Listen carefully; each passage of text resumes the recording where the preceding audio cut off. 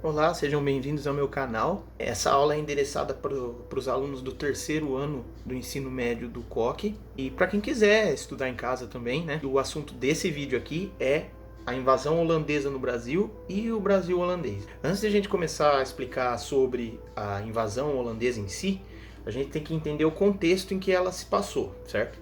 Durante o século XVI e parte do século XVII, Portugal ganhou muito dinheiro com o açúcar aqui no Brasil. Não é novidade para vocês, né? A questão dos ciclos econômicos que o Brasil teve. Tivemos o pau-brasil, a cana-de-açúcar, o ouro e depois, consequentemente, o café. E nesse período que a gente vai tratar aqui é a parte onde Portugal ganhava muito dinheiro com o açúcar. O Portugal tinha vários parceiros comerciais aí, entre eles a Holanda, né? Que era a maior. A Holanda financiava o açúcar aqui no Brasil. Como é que funcionava? Eles davam o dinheiro, a burguesia holandesa dava o dinheiro para os portugueses, e aí os portugueses então faziam toda a infraestrutura que precisavam para produzir o açúcar aqui no engenho. Então tinha tudo aquilo, né? A compra de escravos, todo o equipamento necessário. E aí então, quando o açúcar estava pronto, eles mandavam para a Holanda e os holandeses revendiam a preços mais elevados para ter um certo lucro. Outra coisa que a gente tem que entender é que a Holanda era dominada pelos espanhóis. Os holandeses, eles tinham essa liberdade econômica, né? Mas o domínio era espanhol. São dois pontos que a gente tem que entender: o financiamento do açúcar e o domínio espanhol. Então a Holanda, né, no caso, ela era dominada pelos espanhóis aí, certo? Sabendo disso, a gente tem que entender agora o que aconteceu, né? Por que deu todo esse rolo aí. Em 1578, né, aconteceu um rolê muito errado em Portugal, né?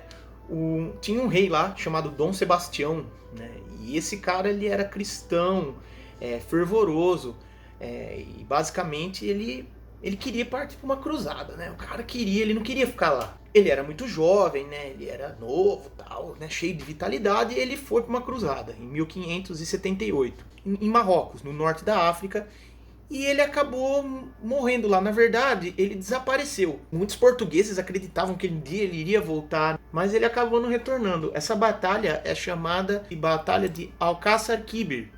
E aí então a dinastia portuguesa estava em sérios apuros, porque o Dom Sebastião, ele não deixou nenhum herdeiro. Os portugueses tiveram que correr para ver quem que iria substituir o rei, que sumiu na cruzada. Então, basicamente, depois do sumiço do rei, a dinastia então de Avis decidiu colocar o tio-avô dele, Dom Henrique. O Dom Henrique assumiu, só que ele já era muito velho. Ele acabou falecendo pouco tempo depois. E aí, em 1580, não tinha mais rei. Chegou num ponto que não tinha mais quem ser colocado lá, né? A dinastia acabou.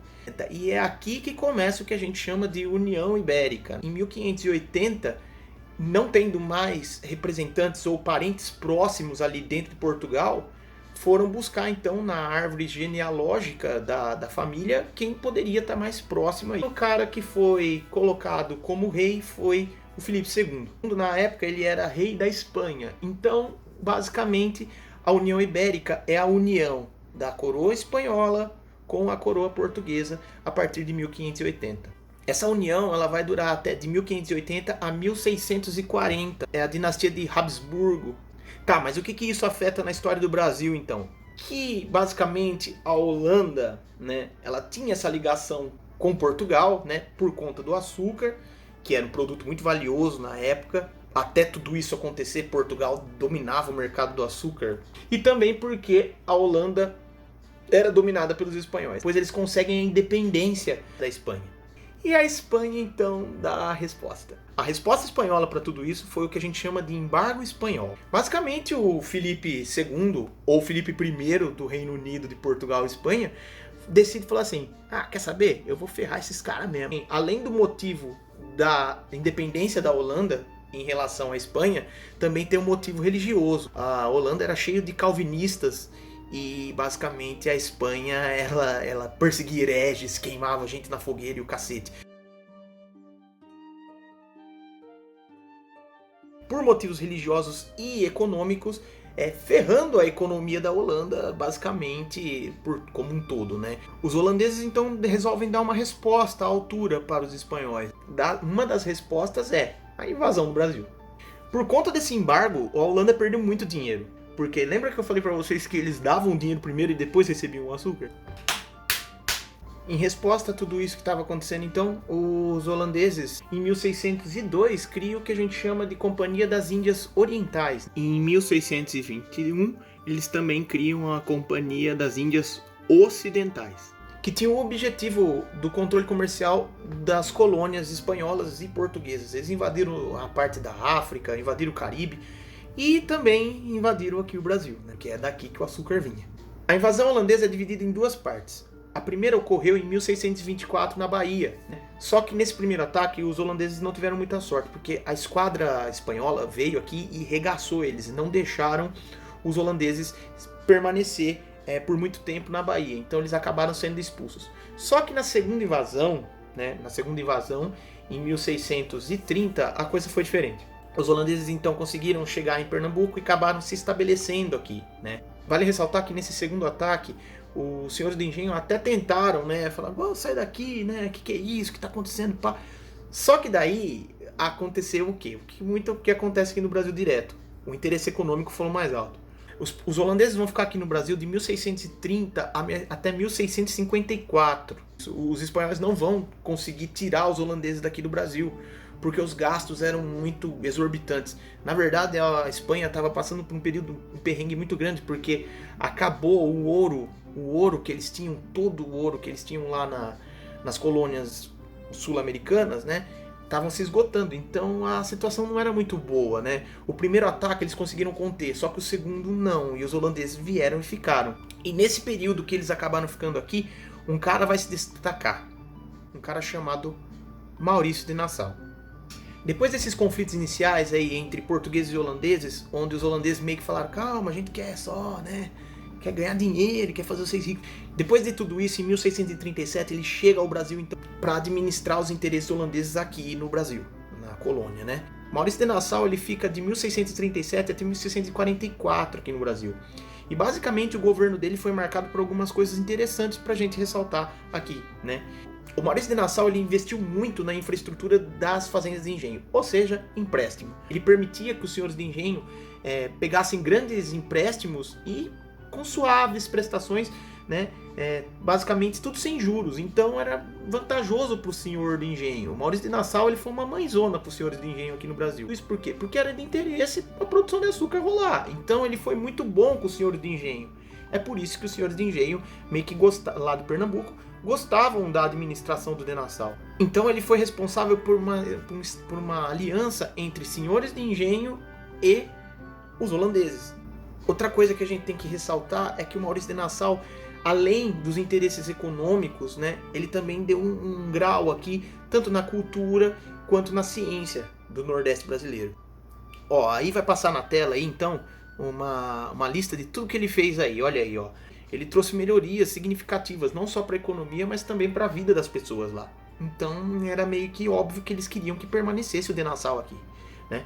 E esse último ponto que a gente tem que ressaltar da liberdade religiosa é porque eles eram calvinistas, né? Então, basicamente era interessante que a religião calvinista não fosse importunada aqui.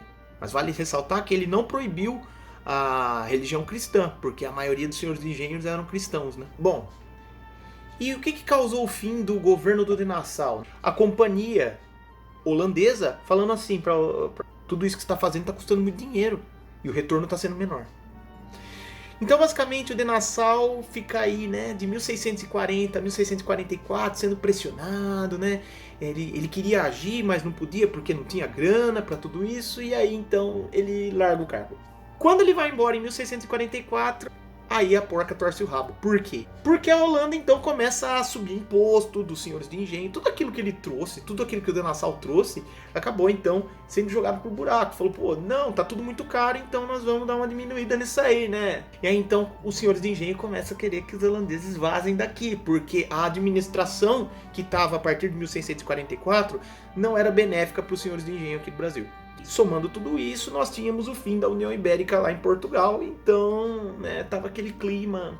Em 1654, então, acaba a insurreição pernambucana e os holandeses saem do Brasil, né? Vale salientar que Portugal e Holanda, depois disso tudo que aconteceu, fizeram tratados de paz, né? E Portugal acabou tendo que pagar uma grande indenização para a Holanda. Depois disso tudo, o que aconteceu, né? É o que a gente chama de decadência, porque, veja bem, a nova dinastia que começou a governar Portugal, que é a dinastia dos Bragança, acabou então entrando em dívidas gigantescas por conta de todo esse conflito que teve. A decadência da economia portuguesa começou então por conta disso. E a partir de 1654, então, foi só ladeira abaixo. Vamos então pontuar o que vai desencadear a crise econômica em Portugal pós-União Ibérica e pós-holandesa no Brasil. Primeiro ponto, eles perderam o monopólio do açúcar. Naquela época, antes de tudo isso acontecer, Portugal tinha o domínio da produção de açúcar, né? Basicamente, Portugal vendia para a Europa inteira o açúcar e também para os holandeses, né? Que tinham aquele esquema que a gente falou lá no começo do vídeo. E o que aconteceu? Quando os holandeses eles ficaram muito tempo aqui no Brasil, eles ficaram, né, todo esse tempo e eles acabaram aprendendo a fazer o açúcar. Eles aprenderam então a todo o processo, né, da fabricação do açúcar, que vocês já sabem, né, que é o corte, depois vem a moenda, a fervura, né, essas coisas eles acabaram aprendendo também, né.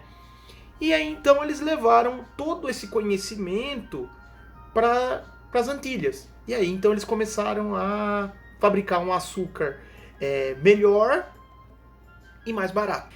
Então basicamente Portugal perdeu o monopólio, ou seja, tinha concorrência e agora então... Fora isso, outra coisa que a gente tem que lembrar é da dívida.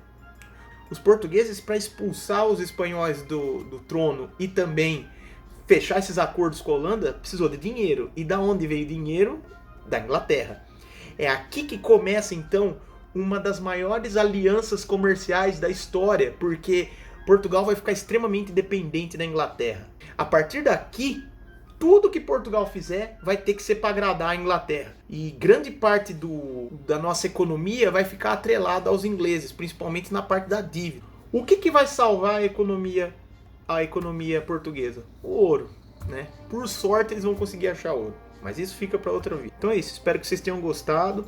Espero que tudo isso que a gente tá vivendo passe logo e que a gente volte aí nas aulas presenciais, tá? Falou, gente. Bons estudos aí.